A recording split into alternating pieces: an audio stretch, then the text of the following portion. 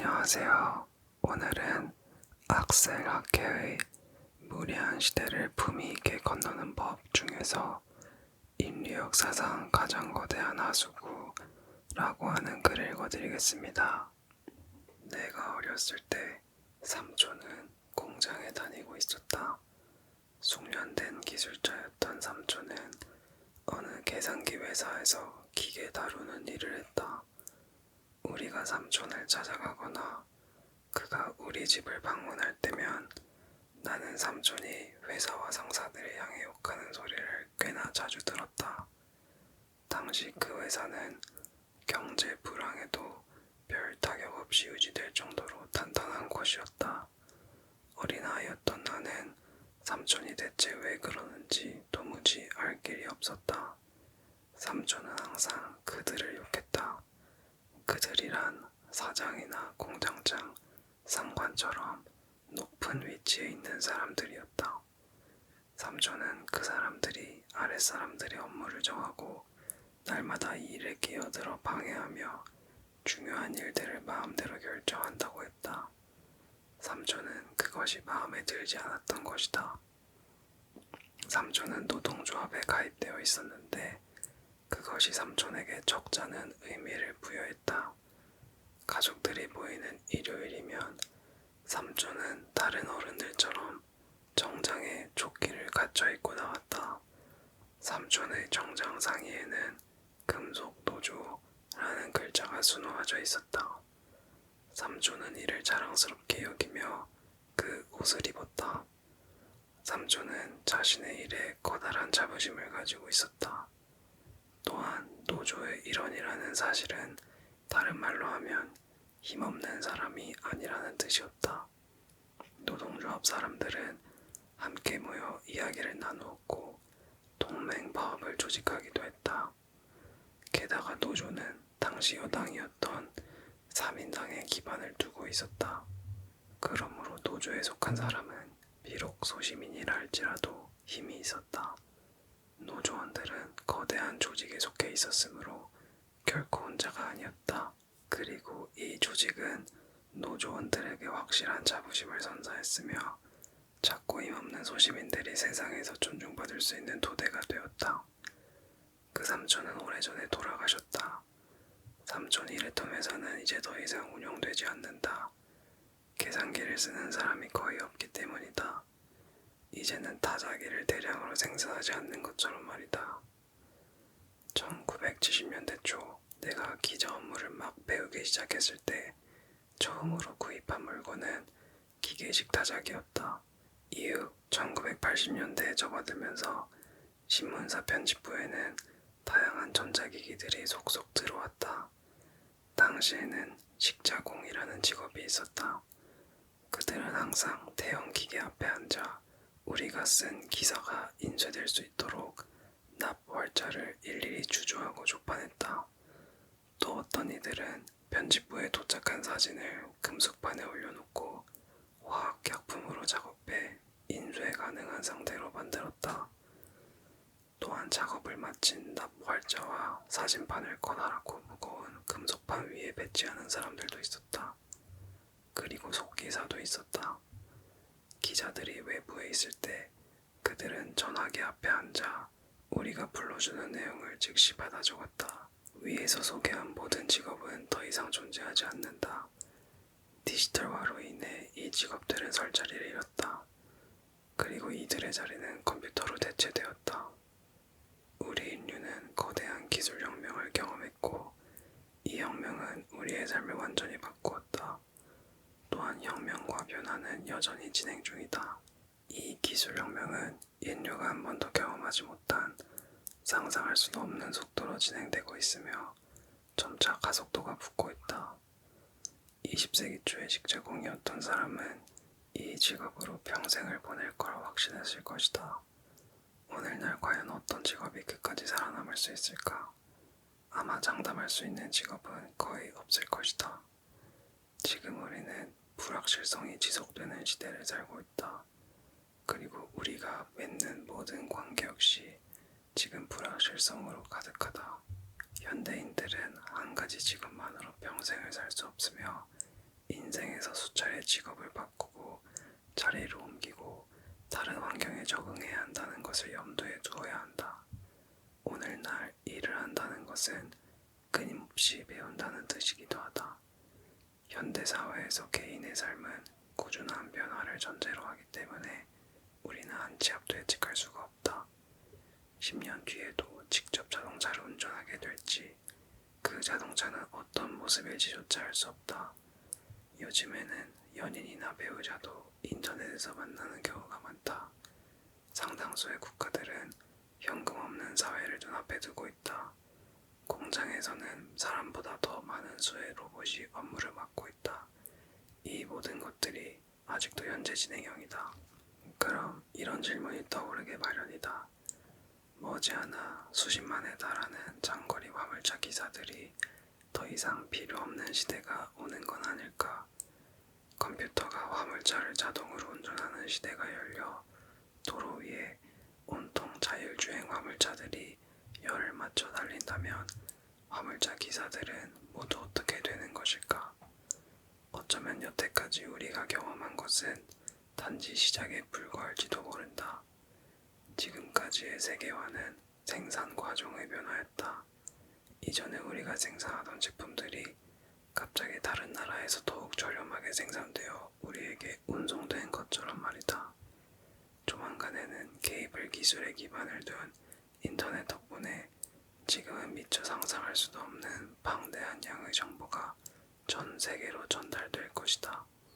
다시 말해, 앞으로의 세계화는 생산 과정에 관여하는 이들에게만 영향을 미치는 것이 아니라 변호사나 의사 같은 전문 서비스 업종에까지 갑작스레 엄청난 영향을 미칠 수 있다. 그렇다면 자신이 하는 일을 통해 자부심을 느끼는 우리 인간은 어떻게 될까? 무엇을 통해 우리는 존중받을 수 있을까? 만약 나의 삼촌이 지금 이 시대를 살았다면 무슨 일을 했을까? 우리가 우려하는 많은 일들이 아직 발생하지 않은 이유는 우리의 결정과 무관하다. 그것들은 마치 자연현상처럼 진척되는데 그럼에도 그 뒤에는 익명의 얼굴 없는 추진체가 있다. 아마존, 구글, 그리고 페이스북 같은 기업이 대표적이다. 변화의 바람은 갑작스럽게 들이닥쳤으며 계속해서 우리에게 밀려들고 있다. 그리고 한동안 우리를 엄습할 것이다. 이러한 변화 속에서 우리 인간은 무기력하게 방관하면서도 할 수 있는 한 견디고 동참하기 위해 시도를 멈추지 않는다. 혁명으로 야기된 급격한 변화를 어마어마한 기회라 여길 수도 있다. 실제로 많은 사람들이 그렇게 생각하며 기회를 충분히 누리고 있다. 분명 새롭고 무수한 가능성이 존재한다. 기존의 낡은 울타리와 벽, 그리고 경계들이 무너졌기 때문이다. 언뜻 보면 지금 우리는 변화, 개방, 불확실성을 높이 평가하는 이들을 위한 시대를 살고 있는 것 같다. 하지만 인간에게는 자유와 발산을 향한 갈망뿐 아니라 신뢰와 확신, 그리고 안정에 대한 기본 욕구도 있다. 이와 더불어 계획 가능한 삶과 통제 가능한 생활 환경은 인간이 기본적으로 동경하는 필수 요건이기도 하다. 이런 바람을 유독 드러내는 사람을 깔보아서는 안 된다. 그 반대도 마찬가지다. 급속한 변화의 흐름에 따라가는 사람을 멸시할 이유는 없다. 타인이 소중히 여기는 가치를 업신여기는 태도는 천박하다. 또한 과거 나의 삼촌과는 달리 더 이상 노동조합에 가입할 필요가 없다고 생각하는 이들을 이상하게 여겨서도 안 된다.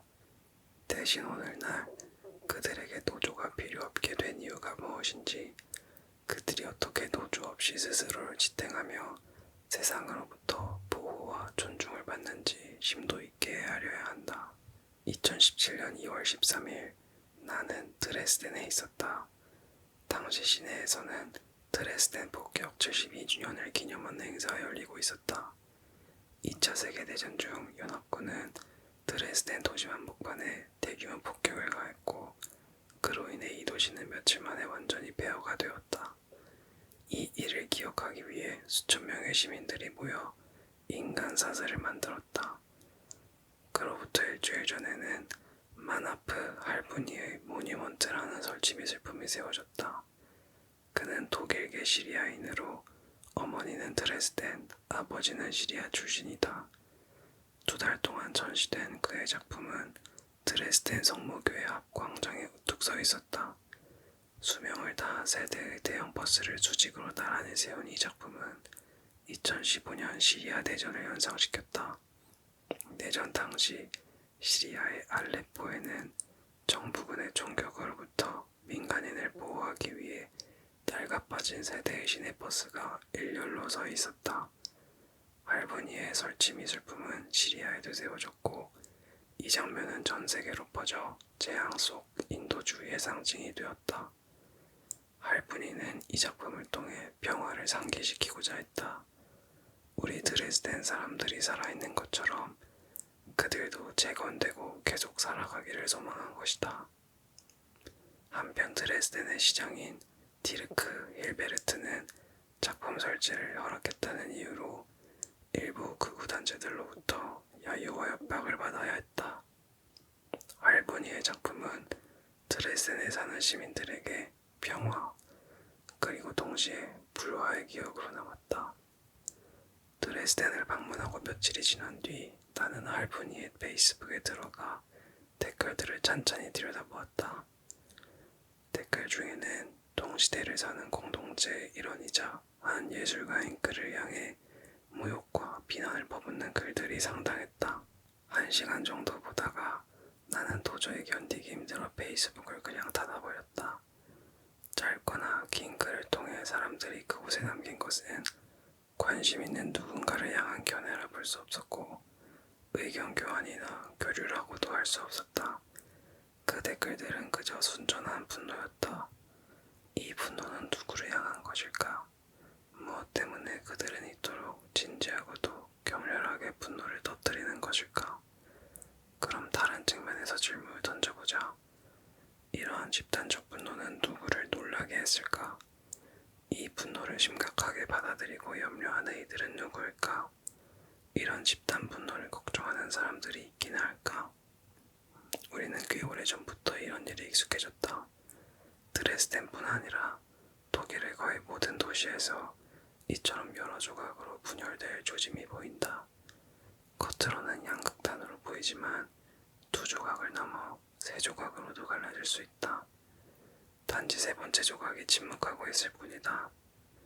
입을 다문 이유는 당황한 나머지 무엇을 어찌해야 할지 모르기 때문이다.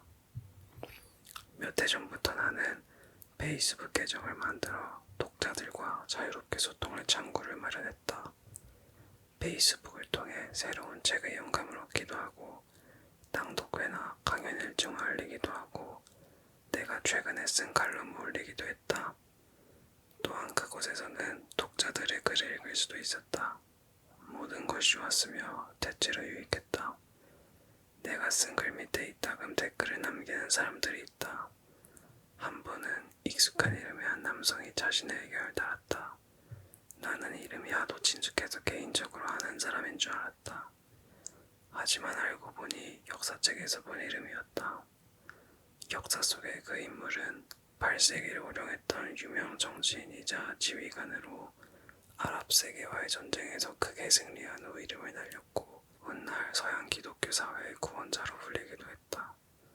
아무튼 나는 그 남성과 한 칼럼을 두고 논쟁을 벌였다. 그는 나의 칼럼을 지적했고 나는 한동안 반론을 펼치다 이내 대답하기를 포기했다. 이유는 간단했다. 나는 원래 가명 뒤에 숨은 사람들과의 토론을 즐기지 않기 때문이다. 예전에도 그랬고 지금도 그렇다. 다른 이들을 비판하고 공격하면서 한 나라에서 벌어지는 정치적 논쟁에 참여하면서 아무런 이유 없이 자신의 이름과 얼굴을 감추는 사람들의 심리를 나는 이해하기 어렵다. 가공의 이름 뒤에 숨게 되면 평소에는 결코 하지 않은 일들을 공공연하게 행하게 된다. 다른 사람을 모욕하고 헐뜯으며 존중하지 않는 경우가 비일비재하다. 한때 온라인 공간은 익명과 가공의 인물로 가득했지만 시간이 지나면서 실명을 걸고 논쟁에 참여하는 이들도 무척 많아졌다. 하지만 그렇다고 해서 상황이 더 나아진 것은 아니다. 엄밀히 말하면 그 반대다. 우리는 오랫동안 모욕과 비방, 위협과 괄시를 참고 견디며 받아들였다. 이를테면 그런 일들에 너무 익숙해져서 습관화된 것이다. 이제 우리는 그런 모든 것들을 보통의 정상적인 일로 여기며 가면을 벗은 채 타인을 비난하고 모욕하며 위협하는 상황조차 언제부터인가 아무렇지 않게 받아들이게 되었다. 개인적으로 나는 페이스북의 설립자 겸 대주주인 마크 저커버그가 비전을 제시하는 선구자이며 인도주의자로 칭송받는 현실이 쉽게 이해되지 않는다. 현재 그의 회사는 인류 공생의 토대가 차츰 허물어지는 것을 그저 바라만 보며 뻔뻔하게 이를 이용하고 있다. 다국적 기업인 페이스북은 이익을 극대화하고 세금을 줄이는 데 정통하다. 또한 광고를 통해 엄청난 수입을 거둬들이며 해가 갈수록 더 많은 부를 축적하고 있는데 그렇게 벌어들인 수익으로 과거 비판적이고 중립적이었던 언론에 재정 지원을 할 수 있게 되었다. 몇 해 전부터 페이스북은 생방송으로 중계할 수 있는 페이스북 라이브 서비스를 제공하기 시작했다. 그런데 이 서비스로 인해 다양한 사건 사고가 벌어졌다. 예를 들어 한 번은 미국 시카고에 사는 4명의 젊은 남성이 정신질환 장애인 한 명을 학대하는 장면을 생중계로 내보냈다. 스웨덴 옵살라에서는 3명의 남성이 61명을 집단 성폭행하는 장면을 생중계했는데 이 영상은 특정 페이스북 그룹에서만 중계되었다. 또한 미국 클리블랜드의 한 남성은 자신이 거리에서 살인을 저지르는 장면을 페이스북에 게시하기도 했다. 이외에도 동물학대와 테러 선전, 그리고 반유대주의 선동 등 내가 미처 알지 못하는 무수한 일들이 그곳에서 벌어지고 있다.